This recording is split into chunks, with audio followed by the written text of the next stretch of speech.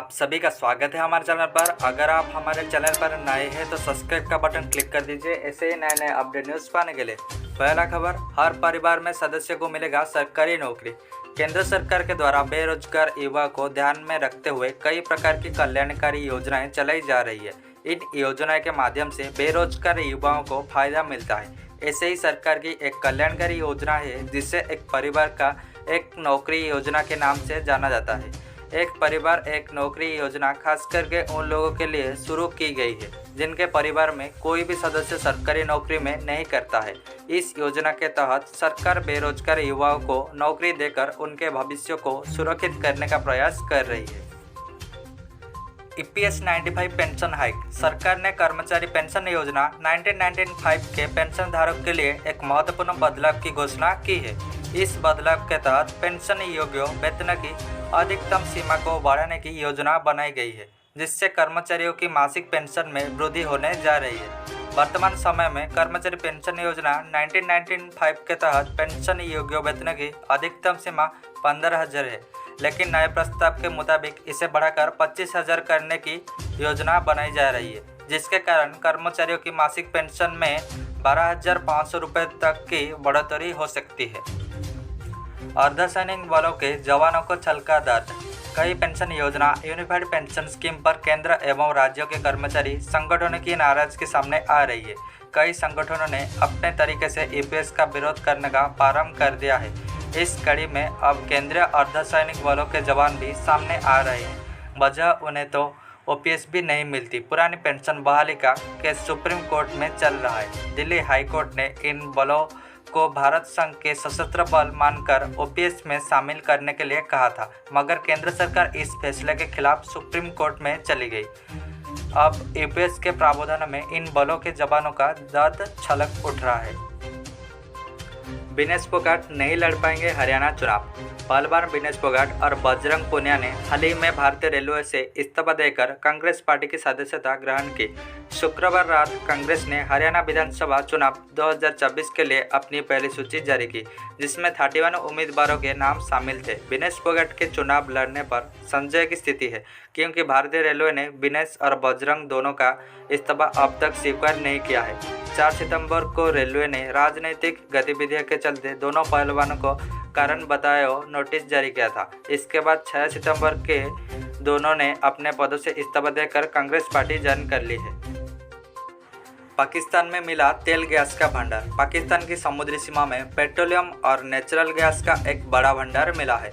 Petrol और gas का यह भंडार इतना बड़ा है कि इसका इस्तेमाल देश की किस्मत बदल सकता है और काफ़ी फायदेमंद साबित हो सकता है। रिपोर्ट के मुताबिक देश का एक वरिष्ठ सुरक्षा अधिकारी ने शुक्रवार को समुद्र सीमा पर किस्मत बदलने वाली इस भंडार की जानकारी देते हुए बताया कि देश पिछले 3 सालों से समुद्र सीमा के इस जगह पर एक मित्र देश की मदद से इस बात का सर्वे कर रहा था कि वहाँ तेल और गैस मौजूद है या नहीं, जिसमें उसको अब कामयाबी हासिल हुई है। BSF में 10 पास के लिए 15,000 भर्तियां। अगर आप भी केंद्रीय पुलिस बल में नौकरी करना चाहते हैं तो SSC कांस्टेबल भर्ती के तहत BSF में 15,654 भर्तियां निकली है।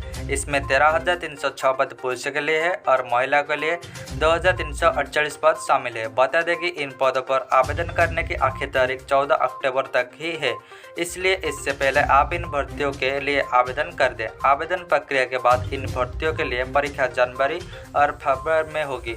BSF में कुल 15,654 पद में से अलग अलग श्रेणी के उम्मीदवारों के लिए पद आवंटित है। इसमें जहां जनरल वर्ग के पुरुष उम्मीदवारों के लिए 5,563 पद है। भाजपा नेता के गन्नर की गोली लगाने से मौत। उत्तर प्रदेश के जौनपुर जनपद में भाजपा नेता मनोज सिंह के गनर रत्नेश प्रजापति की रविवार सुबह में गोली लगने से मौत हो गई है। मौजूद कर्मचारियों का कहना है कि सिपाही ने खुद को गोली मारकर आत्महत्या की है। वहीं इस मामले में पुलिस द्वारा बताया गया है कि असलहा साफ करते समय गोली लगने की आशंका है। गोली लगने के बाद गनर की मौत हो गई है। SP ग्रामीण द्वारा बताया गया है कि घटना की जांच करने के साथ ही मृतक के घर वालों को सूचना दे दी गई है। आवश्यक कार्रवाई की जा रही है। पत्नी के लिए बेचना पड़ा 2 साल का बेटा।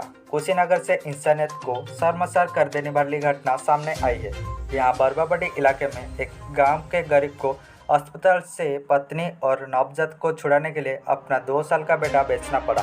इलाके के एक निजी अस्पताल में नॉर्मल प्रसव के बाद संचालक ने 4,000 रुपये मांगे। तत्काल रुपये नहीं मिलने पर प्रसूता और नवजात को बंधक बना लिया।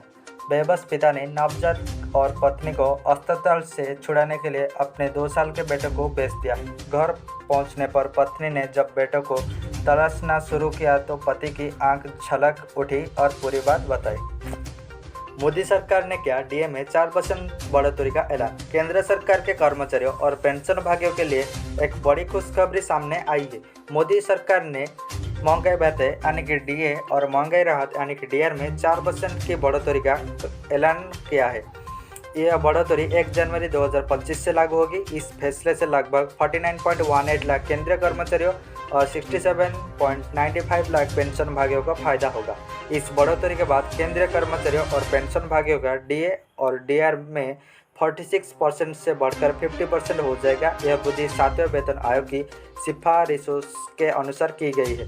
इस फैसले से सरकारी खजाने सालाना 12,868.72 करोड़ रुपए तक अतिरिक्त बोझ पड़ेगा। 14 राज्यों में मूसलाधार बारिश की चेतावनी। देश के कई राज्यों में बारिश का सिलसिला थम नहीं रहा है। तेलंगाना और आंध्र प्रदेश में बाढ़ जैसी हालत है। गुजरात में भी बारिश से जनजीवन पर असर पड़ रहा है। पहाड़ी राज्यों में भी बारिश का दौर जारी है। भारत मौसम विज्ञान विभाग ने ओडिशा, तेलंगाना और मध्य महाराष्ट्र में भी बारिश का अनुमान लगाया है। इन राज्यों में ऑरेंज अलर्ट जारी किया गया है। आंध्र प्रदेश में रेड अलर्ट है। अरुणाचल प्रदेश के छोड़कर पूर्वोत्तर के सभी राज्यों में येलो अलर्ट जारी किया गया है। कुल 14 राज्यों में मौसम विभाग का येलो अलर्ट है।